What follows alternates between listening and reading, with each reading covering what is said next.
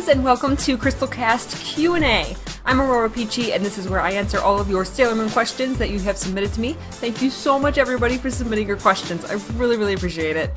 Let's get started with Amanda Iggy. Would you be open for a live-action movie of Sailor Moon? And if so, which season would you prefer, or would you prefer they made one of the anime movies into a live-action movie? That's an interesting question. Let's start with that. I would only want a live-action movie. I don't know where you're from, but I would only want a live-action movie if it was done in Japan, kind of like in the style of Pretty Guardian Sailor Moon, the live-action TV series. If you're asking if I would want, like, there's been teased an American version of Sailor Moon with, like, American actors, hell no. We would ruin it. We would absolutely ruin it, so absolutely not. I hope that never happens. A Japanese live-action version of the movie would be really cool, especially I could see like the S movie being made, because that's a very popular story. It was in the manga, it was made into the movie from the 90s, in the 90s anime style. So to see the story of Princess Kaguya, and it would be kind of hard to do with Luna, because the movie is kind of Luna-centric now that I think about it. So I don't know if I would want Luna to be like a CG cat. I wouldn't want it to be in the style of like a stuffed animal, like Pretty Guardian Sailor Moon. That totally wouldn't work. But yeah, if it was done in Japan and it was done right, I think that would be very cool. Another question, if Sailor Moon was never made in the 90s and only recently came out in the form of Crystal, do you think it would have the same pull as it does now? To be honest, no, I don't think it would. It would no doubt be very popular. It's a timeless story, but the way it was done in the 90s and how it came out, it was kind of like the first of its kind. And in that way, I think it actually would be different now, because I mean, Sailor Moon kind of paved the way for the magical girl genre. So coming out today, if it was the first of its kind, I think that it would be popular because it would be new. But boy, the entire world would be different if Sailor Moon didn't come out in the 90s. Honestly, it made such an impact. That's hard to say. But if we just got Sailor Moon Crystal, I don't think it would have the same pull. I think that the filler and the heart of the original of the 90s anime did a lot to help it be popular. So honestly, no, I don't. Cutie Honey 1994. Hi, AuroraPeachy. How do you feel about the major change that was done to the Sailor Starlights? In the manga, the Starlights were women who cross-dressed as men, while in the 90s anime, they physically changed into men when in civilian form and then to women when they were Senshi. Naoko Takeuchi was not happy about this, but because it broke her #1 ultimate rule, only girls can become Sailor Senshi. Do you think this change was necessary? How well do you think the Starlights will play out in Crystal, depending on which version they use, the one from the manga or the one from the original anime? Well, first of all, Crystal is heavily based on the manga, so I 100% believe that if we do get to stars, the Starlights will be kept as women. I think that was an exclusive 90s anime thing, perhaps because all of the filler is why they were physically male in civilian form. And the story was kind of explained that was like, they thought that was the best way to disguise themselves. I don't know. I think it was done simply because of all the filler that has to go into the 90s anime. I think they kind of did it to kind of like, if they were physically men and truly, that way, I think that maybe it allowed for more silly situations in the filler episodes, whereas if they were disguised as women, it would have been a lot different. I think a lot of the comedy came from the fact, how we all remember the episode where Chibi Chibi almost pulls down, Seiya just gets out of the shower and Chibi Chibi almost pulls down his towel. He's like practically naked standing there, and it was hilarious. There's a lot of really funny moments like that work because they were physically male. I don't think it was necessary, but that's what they chose to do. I'm fine with it. To me, my personal Sailor Moon canon is the 90s anime, so to me, that's how it is. To me, the manga, that's a different version. I know that's kind of wrong, because I know the manga is like the canon, but that's just how I feel, so it doesn't bother me at all. Ebony Brook, if you could buy one thing from the Sailor Moon merch that you haven't got, what would you buy and why? In the back of my mind, I have the one thing that I've always wanted more than anything is the complete Eternal Tiare. Sailor Moon's ultimate form of her wand. There's 3 pieces. These 3 pieces exist. You can actually buy the wand itself, the middle chalice part, and then there's this wonky, like, stick with like a little Eternal Sailor Moon in a moon figure on top, which is just meant to take that off, and that's like the bottom part for the staff, for the wand. I've always wanted all 3 parts of that wand. I have the top part, I have the main Eternal Tiare, but I don't have those other 2 parts. I've always wanted that. That and the Holy Grail. I want the Holy Grail so bad. And I actually got to hold the completed Eternal Tiare at my very first anime convention that I ever went to. They weren't even cosplaying Eternal Sailor Moon. They were just walking around with the completed Eternal Tiare, and I was like, can I hold it, please? Like, it was like this amazing thing. I was like, this is the Holy Grail of Sailor Moon merchandise. Like, I just loved it. Of course, nowadays it would I could, if I was rich, I could buy the other 2 pieces now, no problem. It would probably just cost me about $600. So there's that. Miri Togepi.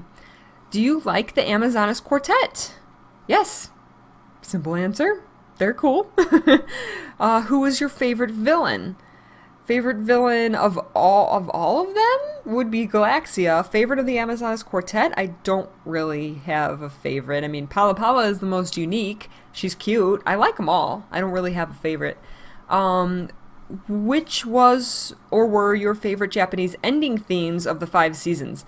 Tuxedo Mirage is my favorite. I love Tuxedo Mirage. It's so pretty. The 3rd season's ending. Love it. Mine was Heart Moving and Tuxedo Mirage. Oh my god, I get chills even thinking about it. I actually never liked Heart Moving. I don't like that song at all.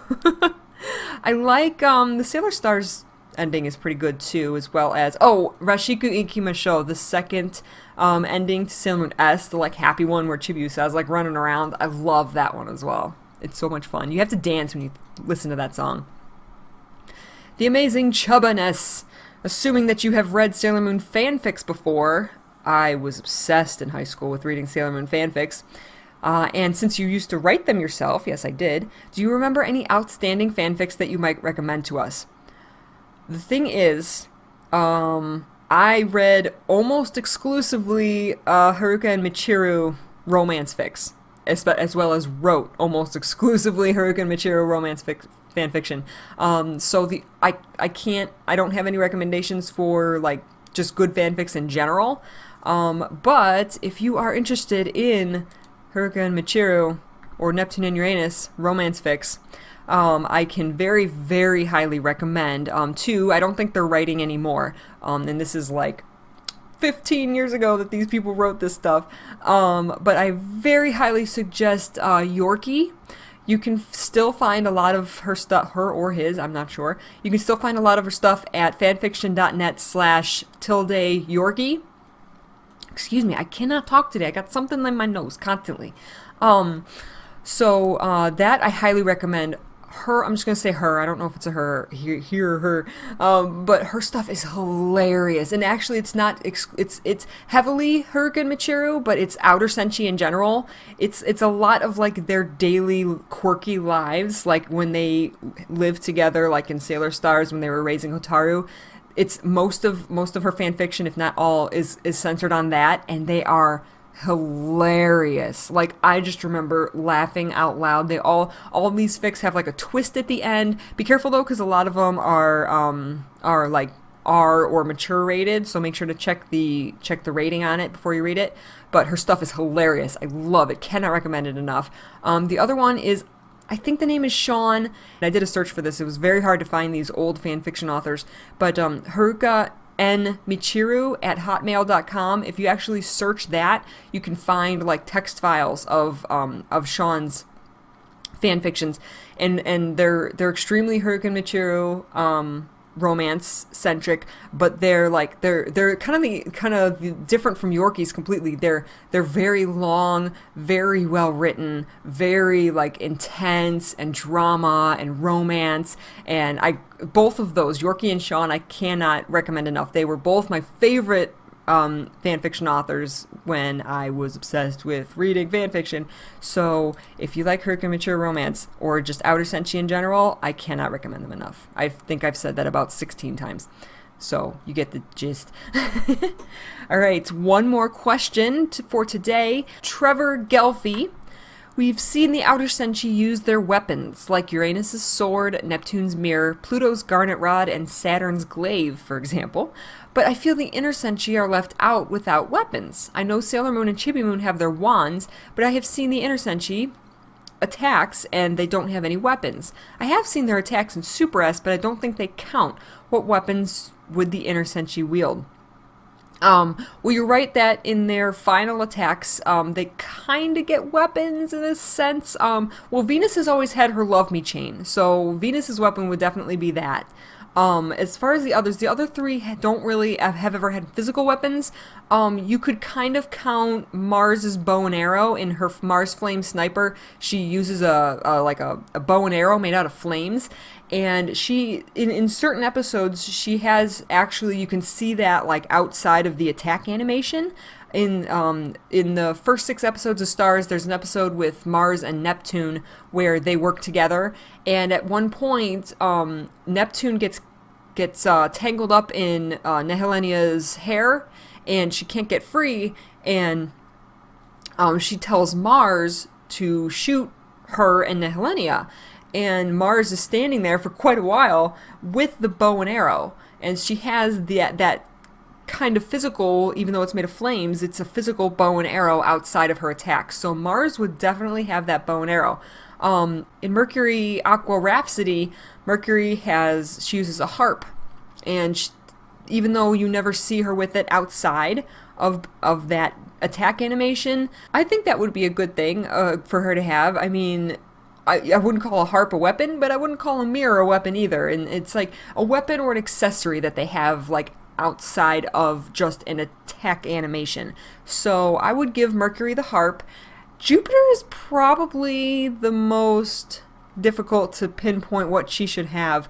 I mean, technically she has the little bit of extra thing where her the little lightning rod comes out of her tiara, but I wouldn't really call that a weapon. So, and even in Jupiter Oak Evolution, she doesn't really have like a weapon doesn't really appear. Like there's a picture of like laurels behind her, but that's like, how does that doesn't really come out of battle unless you picture it like on her head. Like, it's really strange, and I can't think of what would be a good weapon for Jupiter, except maybe like if you're thinking about Thor, maybe like a hammer or something. But it would be a very elegant hammer, because all the weapons that the Sailor Senshi have are very pretty. So maybe she would have a very pretty hammer or something. I don't know.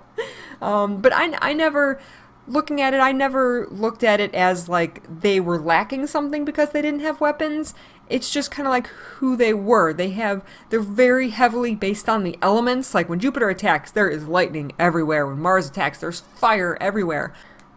I don't know where I'm going with this. You get what I mean. I've never seen that they lacked anything or like they needed weapons, but I guess those are the ones that I would see them as having.